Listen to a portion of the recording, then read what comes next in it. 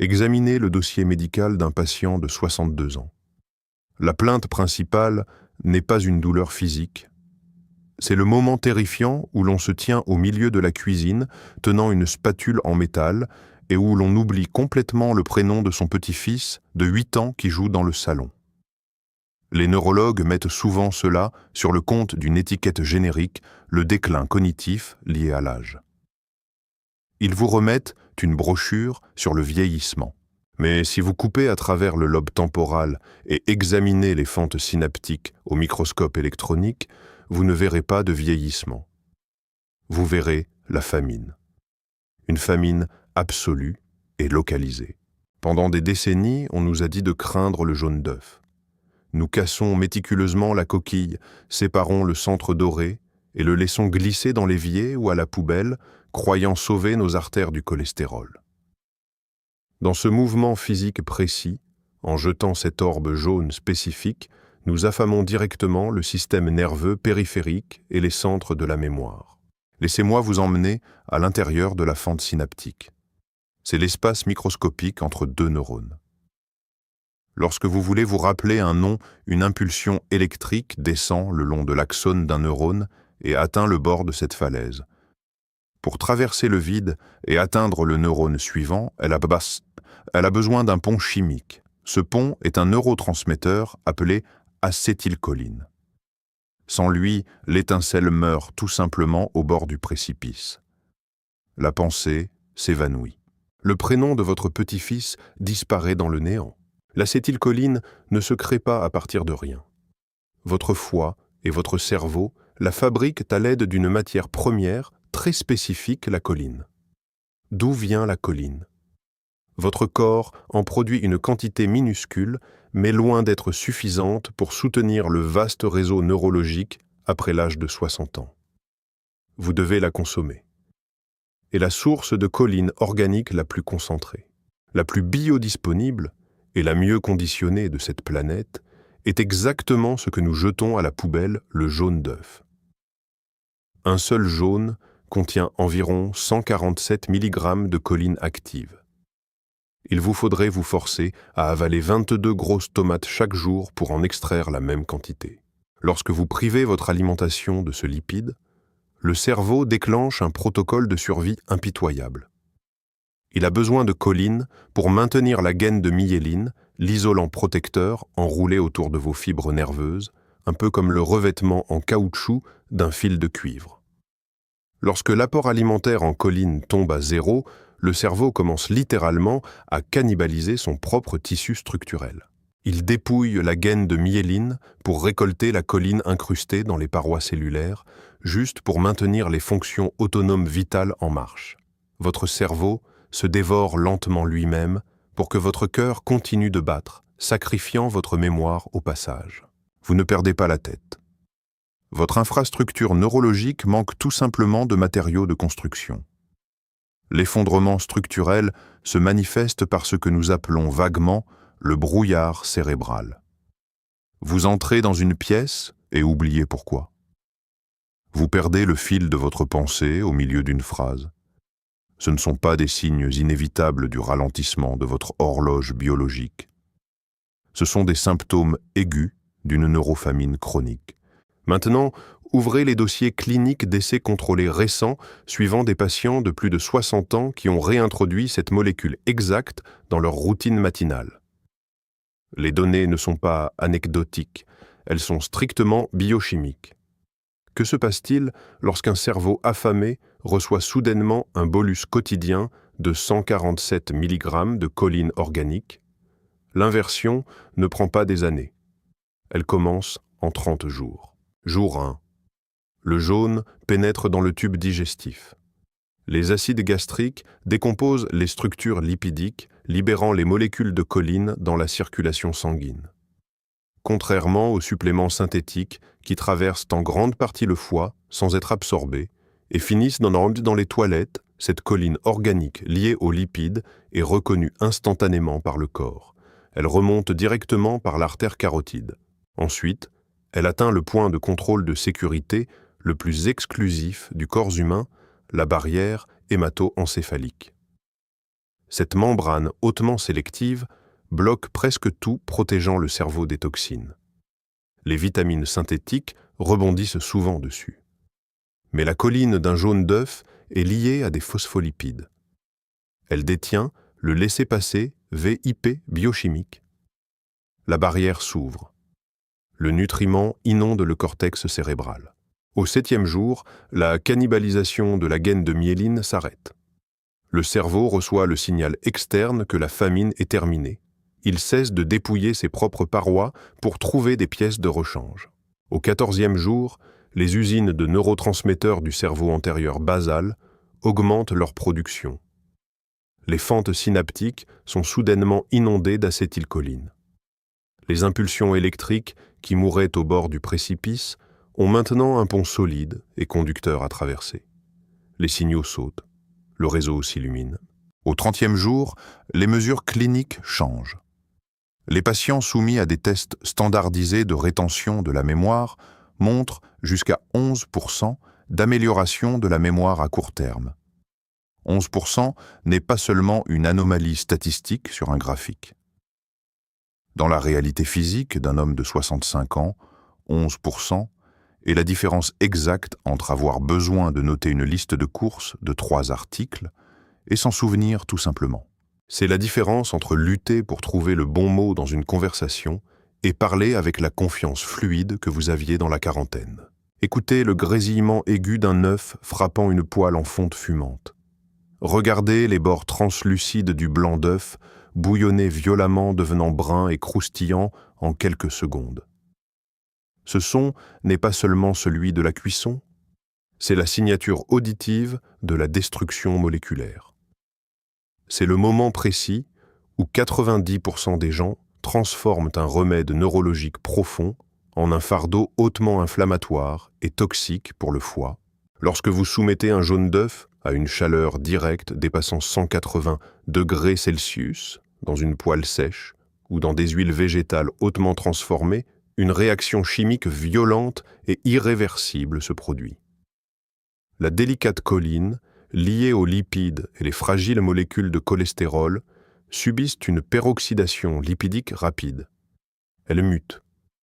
Le cholestérol d'un jaune cru ou doucement cuit est parfaitement inoffensif, agissant comme le précurseur essentiel pour la synthèse de la vitamine D, du cortisol et de la testostérone. Mais sous une chaleur extrême, il s'oxyde en composés connus sous le nom d'oxystérols. Les oxystérols sont des molécules endommagées et hautement réactives. Lorsqu'ils pénètrent dans votre circulation sanguine, ils ne voyagent pas en toute sécurité vers votre cerveau pour réparer la gaine de myéline. Au lieu de cela, ils agissent comme des éclats de verre microscopiques, raclant contre la délicate paroi endothéliale de vos vaisseaux sanguins. Cette irritation mécanique déclenche une cascade inflammatoire immédiate. Votre système immunitaire précipite des macrophages sur le site pour colmater les déchirures microscopiques, piégeant les lipides et formant la plaque artérielle même que vous essayez d'éviter en jetant le jaune en premier lieu. Vous avez évité le cholestérol naturel seulement pour consommer du cholestérol oxydé, le véritable architecte silencieux des blocages cardiovasculaires. De plus, la chaleur extrême incinère la lutéine et la zéaxanthine. Ce sont 2 molécules de pigments jaunes vifs, hautement spécialisées, suspendues dans la matrice du jaune, juste à côté de la choline. Pourquoi sont-elles cruciales ? Parce que ces 2 pigments sont les seuls antioxydants capables de traverser la barrière hémato-rétinienne. Ils s'incrustent physiquement dans votre macula, la petite tache, au centre de votre rétine, responsable de la vision nette et détaillée. Ils agissent comme des lunettes de soleil internes, absorbant l'énergie aveuglante et oxydative de la lumière bleue de vos écrans de télévision et de vos téléphones. Lorsque vous faites frire le jaune jusqu'à ce qu'il soit dur sec et gris, vous vaporisez littéralement le bouclier biologique protégeant votre vue de la dégénérescence maculaire liée à l'âge. Et la destruction ne s'arrête pas au jaune. Lorsque les protéines du blanc d'œuf sont soumises à la chaleur intense et brûlante d'une poêle à frire, elles réagissent avec des traces de sucre pour former des produits de glycation avancée ou AGE. Ce sont des structures protéiques déformées et dénaturées que vos enzymes digestives ne peuvent pas décomposer correctement. Elles restent dans l'intestin fermentant, provoquant exactement les ballonnements et la lourde léthargie que de nombreuses personnes âgées ressentent après un petit déjeuner frit traditionnel. Alors comment extraire le remède sans créer le poison? La réponse réside dans un contrôle thermique absolu. Vous devez traiter l'œuf non pas comme un vulgaire morceau de viande à griller, mais comme une capsule organique et fragile de composés bioactifs. Le protocole est non négociable et exact. Portez une casserole d'eau à ébullition forte et vigoureuse. Plongez doucement l'œuf dans l'eau et démarrez immédiatement un minuteur. 5 minutes. Pas 7, pas 10. À exactement 5 minutes, retirez l'œuf et plongez-le directement dans un bol d'eau glacée. Ce choc thermique arrête instantanément le processus de cuisson résiduelle qui pousse vers l'intérieur à travers la coquille. Lorsque vous écalerez et couperez cet œuf, vous assisterez au compromis biochimique parfait. Le blanc sera fermement coagulé et opaque. C'est nécessaire. Le blanc d'œuf cru contient une protéine hautement liante appelée avidine qui se fixe sur la vitamine B7 ou biotine, empêchant vos intestins de l'absorber. Les 5 minutes de chaleur bouillante dénaturent complètement l'avidine, neutralisant sa capacité de liaison et libérant le riche profil des 9 acides aminés essentiels contenus dans le blanc. Mais le jaune, doit rester un liquide doré épais, chaud et visqueux. En maintenant la température interne du jaune en dessous de 70 degrés Celsius, vous préservez la géométrie moléculaire tridimensionnelle exacte de la choline. Vous préservez le cholestérol non oxydé. Vous gardez les pigments maculaires complètement intacts. Vous avalez un kit de réparation neurologique hautement biodisponible et parfaitement conservé. Parce que l'enveloppe lipidique n'est pas perturbée par une chaleur extrême, elle survit à l'environnement rude et hautement acide de l'estomac. Elle passe dans l'intestin grêle et est absorbée directement à travers la paroi intestinale dans la veine porte hépatique voyageant tout droit vers le foie. Ici, le foie n'a pas à filtrer les toxines ou à gérer les graisses oxydées. Il prend cette choline pure et commence immédiatement un processus appelé méthylation, l'emballant pour un transport direct vers le cerveau. C'est l'art de l'absorption. Vous travaillez avec votre physiologie, pas contre elle. Si l'ébullition n'est absolument pas une option, pochez l'œuf dans de l'eau frémissante avec une seule goutte de vinaigre pendant exactement 3 minutes permet d'obtenir la même préservation biochimique exacte. La règle d'or de la cuisine est simple. Le jaune ne doit jamais toucher d'huile fumante et il ne doit jamais être cuit jusqu'à devenir dur, pâle et crayeux. Mais regardons au-delà du cerveau un instant, car les implications de la carence en choline et de l'effondrement de l'acétylcholine affectent un autre système critique qui défaille lorsque nous franchissons le cap de notre 60e année, la jonction neuromusculaire. Regardez vos mains, serrez le poing. Le signal pour contracter ces fibres musculaires prend naissance dans le cortex moteur de votre cerveau, descend le long de la moelle épinière et atteint l'extrémité du motoneurone.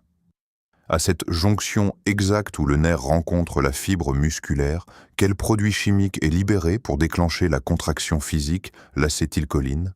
Lorsque vous manquez de choline, votre cerveau accumule le peu d'acétylcholine qu'il peut synthétiser pour les fonctions autonomes de base, comme la respiration et les battements du cœur. Le système nerveux périphérique, les nerfs, contrôlant vos membres est rationné.